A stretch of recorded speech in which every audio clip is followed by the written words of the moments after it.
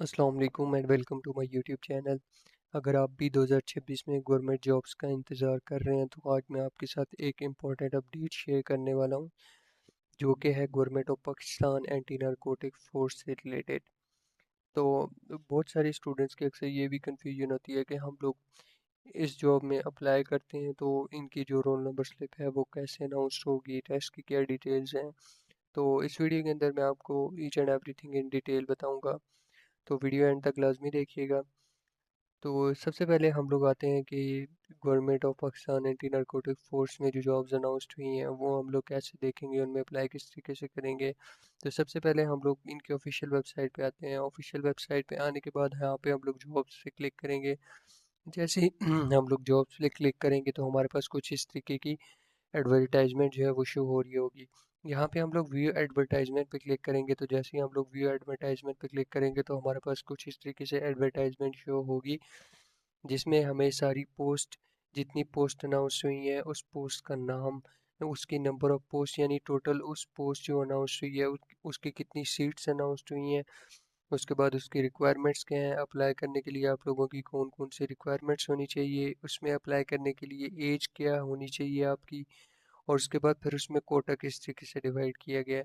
तो each and everything इस तरीके से एडवर्टाइजमेंट में हमें शो हो रही होगी। फॉर एग्जांपल के तौर पे सबसे पहली जॉब जो है वो सब इंस्पेक्टर BPS 14 की है। इसमें नंबर ऑफ पोस्ट टोटल कितनी है, वो है 35। 35 जो है वो टोटल सीट्स हैं। उसके बाद आप लोगों की ग्रेजुएशन होनी चाहिए और सेकंड डिवीजन के अंदर होनी चाहिए। अब इसमें minimum I think 14 years of education चाहिए, और इसमें अगर आपकी ग्रेजुएशन 16 ईयर ऑफ एजुकेशन भी आप लोगों के पास है तो भी आप लोग इसमें अप्लाई कर सकते हैं। उसके बाद जो है मेल, उसकी हाइट होनी चाहिए 5.7, चेस्ट जो होनी चाहिए वो 32 से लेके 34 तक होनी चाहिए। अब फीमेल्स की जो हाइट है वो 5.4 तक होनी चाहिए। अब उसके बाद यहाँ पे हम लोग देखें कि कोटा किस तरीके से डिवाइड किया गया है। ओपन मेरिट जो है वो 3 सीट्स हैं, यानी इसमें कोई भी कैंडिडेट्स अप्लाई कर सकते हैं। इसके बाद पंजाब के लिए जो सीट्स अनाउंस की गई हैं वो है 15। अब जो मेरिट है यानी कि आप लोगों की जो सिलेक्शन होगी वो मेरिट बेस होगी। आप लोगों को अगर किसी के मार्क्स ज़्यादा हैं, तो फॉर एग्जांपल के तौर पे दो स्टूडेंट, दो कैंडिडेट्स हैं, उन्होंने अप्लाई किए हैं, एक के मार्क्स कम है तो एक के ज़्यादा हैं, तो यानी जो मेरिट पे आ रहा होगा तो उसको जो है वो ज़्यादा प्रायोरिटी दी जाएगी। उसके बाद दो सीट्स हैं वो वुमेंस के लिए हैं। इसी तरह सिंध में दो सीट्स जो हैं वो मेरिट हैं, एक मिनॉरिटी यानी नॉन मुस्लिम्स के लिए जो है वो एक सीट्स है। इसमें इसी तरह सिंध के अंदर चार जो है वो मेरिट हैं, KP के अंदर चार मेरिट सीट्स हैं और एक जो है वो वुमेंस के लिए। बलूचिस्तान के अंदर दो मेरिट सीट्स हैं, इस तरह गिलगित बल्तिस्तान के अंदर एक है, और इसी तरह यानी कि इसमें हम लोग ऑल पाकिस्तान अप्लाई कर सकते हैं। हमारा डोमिसाइल किसी भी डिस्ट्रिक्ट है तो हम लोगों ने ये देखना है कि हम लोग उस डिस्ट्रिक्ट में ही अप्लाई करें। उसके बाद यहाँ पे सब इंस्पेक्टर हार्डवेयर BPS 14 है, जिसमें आप लोगों को BCS hardware minimum 2 years of experience in on field, यानी आप लोगों को BPS जो हार्डवेयर की डिग्री है वो आप लोगों के पास होनी चाहिए, और आप लोगों का 2 साल का एक्सपीरियंस भी होना चाहिए अपनी फील्ड से रिलेटेड इसमें अप्लाई करने के लिए जॉब में। और उसके बाद जो मेल हैं उनकी हाइट 5.7 होनी चाहिए, चेस्ट जो है वो 32 से 34 होनी चाहिए।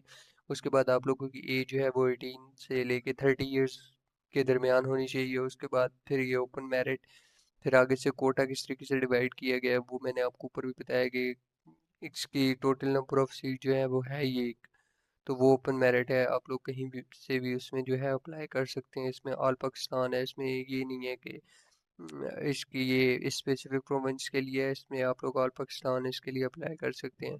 उसके बाद इसी तरह एम्प्लॉयमेंट मैनेजर की जॉब है, उसके बाद मोटिवेटर की जॉब है, ऑडिटर की जॉब है, उसके बाद ASI की जॉब है, ASI अकाउंट्स क्लर्क की जॉब है आप लोगों के पास, लैब टेक्नीशियन की है, डिस्पेंसर की है, और इसके बाद फिर कांस्टेबल की है, कांस्टेबल ड्राइवर की है, कांस्टेबल ऑपरेटर की है, और सिंपल ड्राइवर की आप लोगों के पास जॉब है।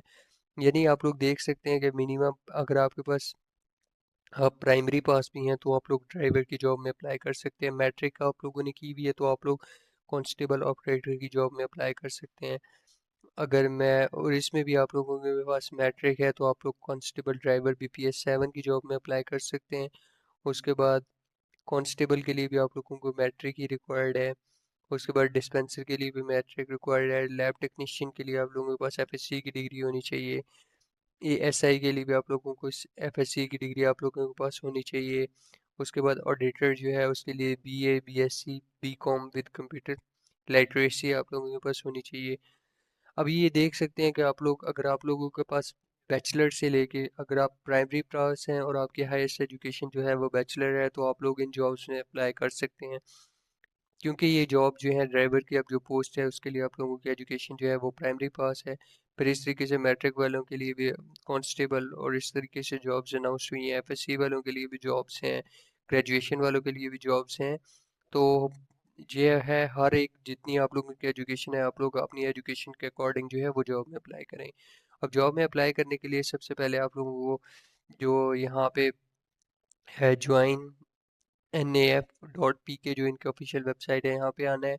यहाँ पे आने के बाद आप लोगों के पास कुछ इस तरीके से इंटरफेस शो होगा। सबसे पहले तो आप लोगों ने यहाँ पे अपना एक अकाउंट बनाना है, रजिस्टर करना है, जिसमें आप लोगों ने अपना फर्स्ट नेम, लास्ट नेम और अपना ईमेल एड्रेस जो है वो इंटर करके आप लोगों ने अपना अकाउंट जो है वो क्रिएट कर लेना है। उसके बाद अपना अकाउंट लॉगिन करना है आप लोगों ने। तो उसके बाद आप लोगों के पास कुछ इस तरीके से इंटरफेस शो हो जाएगा। अब यहाँ पे सबसे पहले आके आप लोगों ने अपनी एक प्रोफाइल क्रिएट करनी है, जिसमें आप लोगों ने बताना है कि आप लोगों की जो एजुकेशन है वो ये एजुकेशन आप लोगों के पास है, इतना एक्सपीरियंस आप लोगों के पास है। तो ईच एंड एवरीथिंग बता के आप लोगों ने ना अपनी एक प्रोफाइल क्रिएट कर लेनी है। अब ये प्रोफाइल जो होती है बेसिकली वो आप लोगों की एक CV टाइप ही होती है। जिस तरह हम लोग डिफरेंट जगह में अप्लाई करते हैं तो हम लोग अपनी CV क्रिएट करते हैं।